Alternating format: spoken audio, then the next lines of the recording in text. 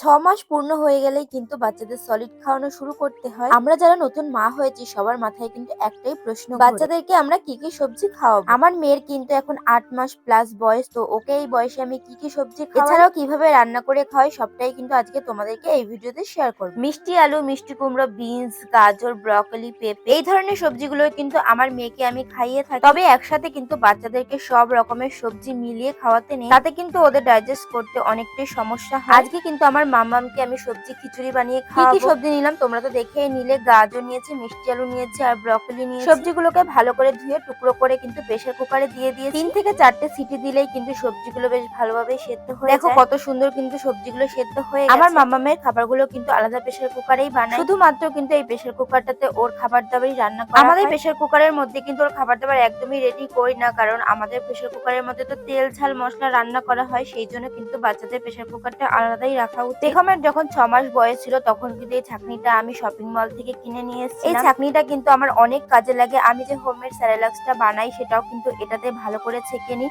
Even আমি সমস্ত কাজই কিন্তু এই ছাঁকনিটার মাধ্যমে করি, আর এটার সাহায্যে করলে কিন্তু সমস্ত কাজ অনেক তাড়াতাড়ি হয়ে যায়। সবজিগুলোকে ছাঁকনির মধ্যে দিয়ে চামচের সাহায্যে দেখো ভালো করে ম্যাশ করে নিচ্ছি। এই ছাঁকনিটা কিন্তু ইজিলি ভাবে তোমরা বাইরেও পেয়ে যাবে, যে কোনো বাসনপত্রের দোকানে কিন্তু তোমরা অ্যাভেলেবেল পেয়ে যাবে। এইভাবে ভালো করে ম্যাশ করার পরে নিচে যে পাল্পটা বেরোবে তার মধ্যে সামান্য পরিমাণ গরম জল অ্যাড করে নিলেই কিন্তু সবজি খিচুড়ি। এখানে কিন্তু সবজির খিচুড়িটা আমি বেশি গাঢ়ও রাখিনি, আবার বেশি কিন্তু পাতলাও রাখি। আমার মেয়ে কিন্তু খুব বেশি গাঢ় খেতেও পছন্দ করে না, আবার খুব পাতলা খেতেও পছন্দ করে না। আরও যেরকম খেতে পছন্দ করে সেই অনুযায়ী কিন্তু আমি থিকনেসটা রেখে, তোমরা চাইলে তোমাদের বাচ্চারা যেরকম খেতে পছন্দ করে সেরকম কিন্তু বানিয়ে নিতে পারো। আজকে দুপুর বেলাতে কিন্তু আমার মামামকে শুধুমাত্র আমি সবজি খিচুড়িটাই খাওয়াবো। 3 দিন ধরে কিন্তু ওকে আমি ডালিয়ার খিচুড়ি খাইয়েছিলাম, তার ফলে কিন্তু ওর পটিটা একটু শক্ত হয়েছে, তাই জন্য কিন্তু ওকে আমি ভাত ডালের খিচুড়ি বা অন্য খিচুড়ি আজকে দিলাম না, শুধুমাত্র কিন্তু সবজি পিউরিটাই। আর বাচ্চাদেরকে যে কোনো ধরনের খাবার অন্তত পক্ষে 3 দিন ধরে একই খাবার দিতে, তারপরে কিন্তু আবার নতুন খাবার দিতে, তাতে কিন্তু ভালোভাবে বোঝা যায় যে বাচ্চাদের কোনো সমস্যা হচ্ছে কিনা ওই খাবার। তখন কিন্তু কয়দিন ধরে ওই খাবারটা বন্ধ রেখে নতুন খাবার। আমিও কিন্তু সেরকমটাই করেছি, তো ওকে কিন্তু এখন 2-3 দিন আমি শুধু সবজির খিচুড়িটাই খাওয়াবো। এখানে যখন সলিড খাওয়া শুরু হলো তখন কিন্তু প্রথম দিকে ওকে এক একটা সবজি করেই খাওয়া, তাতে কিন্তু ভালোভাবে বোঝা যায় যে ওই সবজির থেকে ওর কোনো অ্যালার্জি বা অন্যরকম কোনো সমস্যা হচ্ছে। যখন দেখলাম যে ওই সবজিগুলোর থেকে ওর কোনো সমস্যা হচ্ছে না, তারপরে কিন্তু আমি সব রকম সবজি দিয়ে ওকে সবজি খিচুড়ি বানিয়ে খাওয়াই। আর আমি একটা কথা জানি, বাচ্চাদেরকে কিন্তু কখনো জোর করে খাওয়ানো উচিত না, তাতে কিন্তু ওরা উল্টো বমি করে দেয় আর ওদের খাওয়ার ইচ্ছাটাই কিন্তু নষ্ট হয়ে যায়। আর পেটের ভেতরে কিন্তু ওদের খাওয়ার জায়গাটা কিন্তু এখনো অনেকটাই ছোট, তাই ওদের জোর করে না খাইয়ে ওরা হাসি মুখে যতটুকু খেতে চায় ততটুকুই কিন্তু ওদের খাওয়ানো উচিত। আমার মেয়ের কিন্তু 8 মান্থ প্লাস বয়স,